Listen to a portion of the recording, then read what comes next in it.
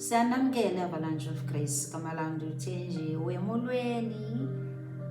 Namhlanje sizokhuthaza abantu abathi banekezela, abantu abathi batyhafile sebelahlile, the discouraged ones. Size kuzo namhlanje, sizozikhuthaza, sizokuthi kuni zibone ngale ndlela uYesu akubona ngayo.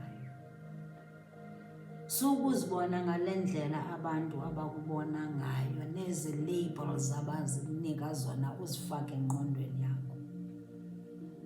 Zibone ngale ndlela uYesu Kristu wakufela emnqamlezweni akubona ngayo. Xa ebona wena ubona the apple of his eye. That's how important you are to Christ.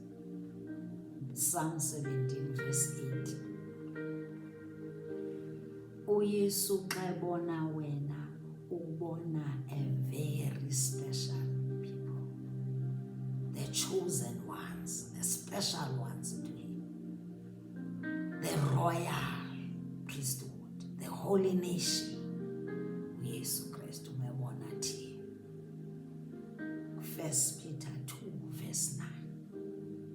Nathi ke masizibone ngale ndlela uYesu asibona ngayo.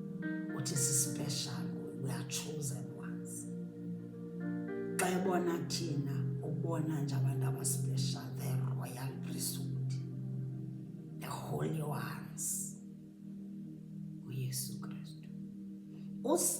uPsalm 8 verse 4 uthi xa Yesu ebona thina uthi nje abaya, they are in my mind. Uthi undumiso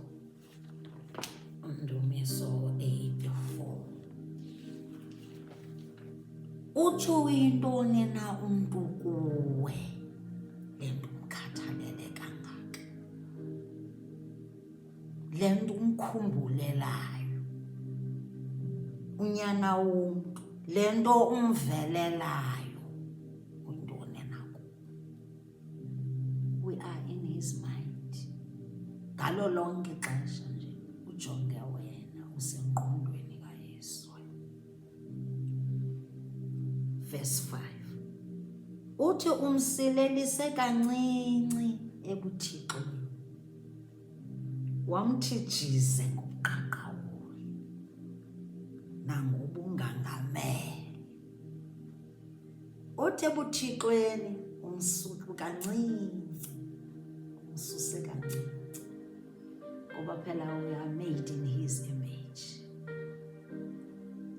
Asikudanga kuye, yole nto esikhathalele kangaka. Unganikezeli, ungabi discouraged kwindlela yakho yokholo. Kholelwa kule nto ayithethayo ngawe uYesu Kristu. Ube semandleni, kunjalo nje uloko urejoyce kuyo yonke into ethethwa ngawe, ethethwa iBhayibhile ngawe. Ukhathalele bengakazazayo ukufela emnqamlezweni kanti akakhathalela. Phakama, phakama, phakama, phakama, phakama. Noba bese ukhathazeke kanjani namhlanje, phakama. Sizokuphakamisa. Inkosi kakhulu.